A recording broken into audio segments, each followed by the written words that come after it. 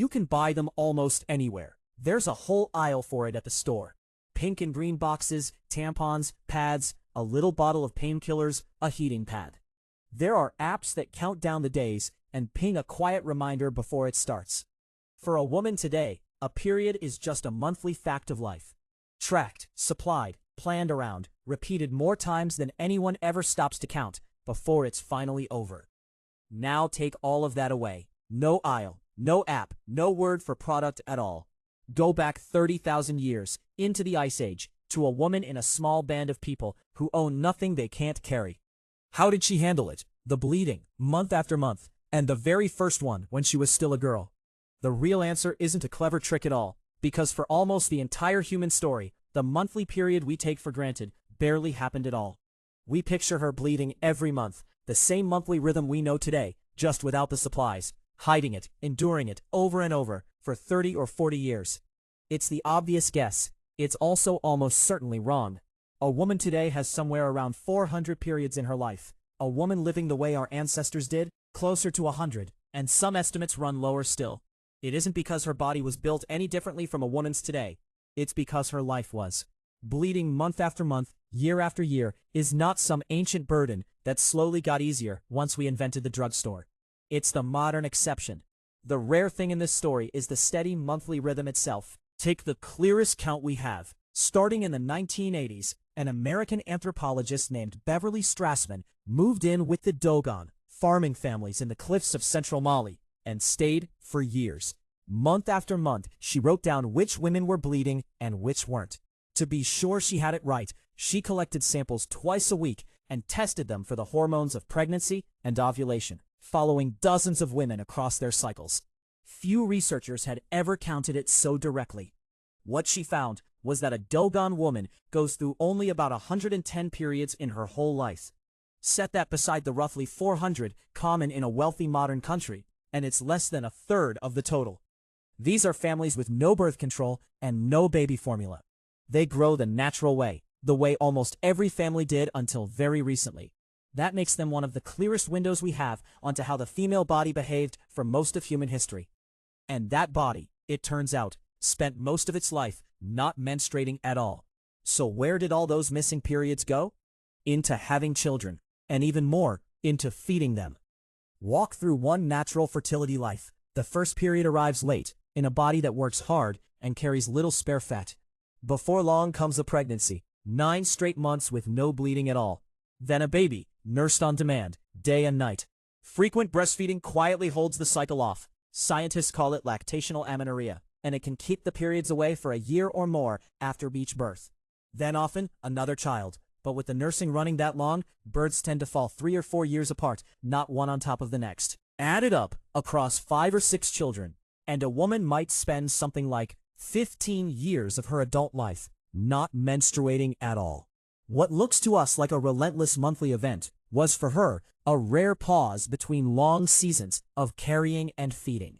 And the first period, the one this whole story starts with, probably came later than it does today, or maybe not. Here the science genuinely splits. What we can measure is recent, and it's striking. 200 years ago, across Europe, girls usually started around 16 or 17. Today, it's closer to 12. Think how ordinary a 12-year-old's first period seems now, and only a few generations back, she would likely have waited years longer. Researchers who track that shift tie it mainly to nutrition. A well-fed body with energy to spare reaches puberty sooner, which means the modern world's early first periods may be the odd ones out. Push back into the Ice Age, though, and it gets murkier. Some researchers think ancient girls started much later. Others argue it was close to today's age. Nobody can honestly say. But the starting age matters less than what came next. A girl who then spent much of her adult life pregnant or nursing was never going to bleed anywhere near as often as a woman does today, whenever she began. When a period did come, some societies marked it in ways that can look harsh to us. Among those same Dogon, a woman who is bleeding spends her nights in a small hut set apart from the village, the menstrual hut. It's easy to read that as pure shame, but Strassman found something more interesting. A woman only goes when she is genuinely bleeding, never while pregnant, never while nursing. So the hut quietly broadcasts exactly where each woman is in her cycle. In a place with no tests and no calendars, that's information the whole community can just see. And she argued it does real work, helping families keep track of who is fertile and who may already be carrying a child. And while she was there, Strassman tested a famous idea head-on: the belief that women who live side by side slowly fall into sync and bleed at the same time. But tracked across months of real dates, it fell apart. The women's cycles drifted along on their own, with no synchrony at all.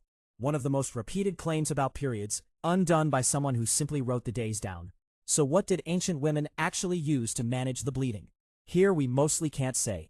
Think of what people have used within living memory, all over the world: soft cloth, moss, shredded bark, wool, folded bundles of grass. All of it rots away in a single season. It leaves nothing in the ground, not the way a stone blade or a bone needle does. A spear point can outlast its maker by 20,000 years. A pad of moss is gone by spring. There is no fossil of a Paleolithic period. Descriptions of what women actually used only appear once there are written records at all, and even then, only rarely, thousands of years after the Ice Age. So when someone tells you, confidently, exactly what a woman reached for back then, they are filling a silence with a guess. What we can do instead is watch the people who still live closest to that world and reason our way carefully backward. So picture one of those first mornings. A girl, older than you'd expect by our clock, wakes in a camp of a few dozen people who all know each other by their walk and their voice. There's no store to slip away to, and really no secret to keep. In a group this small, everyone will know by nightfall anyway. Maybe an older woman notices first, and something gentle shifts in how the girl is spoken to. Maybe there's a quiet marking of the day, the kind of coming-of-age moment that anthropologists still record in communities we can visit today. A few words, a small gift, a place made for her among the women. And then, more often than not, it simply folds back into ordinary life. Water to carry, food to find, a fire to sit beside as the light goes down. Because for her, this was not the opening of 400 monthly repeats. It might be one of only 100 times in her entire life that her body ever did this at all, which turns the whole question inside out. We started by asking how ancient women coped with their monthly period. But that steady monthly period is the new thing in this story. It belongs to us, not to them. We even built a word for it: the curse, something old, female, and unchanging, carried by every woman who ever lived. Except it isn't old at all. It rides on early, well-fed puberty, on small families, on years of formula in place of years of nursing. A woman's body today does something that for almost the entire human story was rare. It bleeds on a steady monthly schedule, hundreds of times over, most of them never followed by a child. Not a curse as old as our species, just a strikingly modern rhythm, only a few generations deep. So the Isle of Pink and Green Boxes, the app counting down the days, the period a woman plans her whole month around. None of it is the ancient inheritance we picture when we imagine that woman in the Ice Age. She wasn't quietly gritting her teeth through the same monthly event, only without the help. She mostly wasn't having it at all. A first period that came late, long years of carrying and feeding children, 100-odd bleeds spread thin across an entire life. So the next time you walk past that aisle, or watch an app count down the days, remember what it's really tracking. Not an ancient curse, handed down unchanged from some cave. A rhythm our own modern world made, so new that the woman we started with would barely recognize it.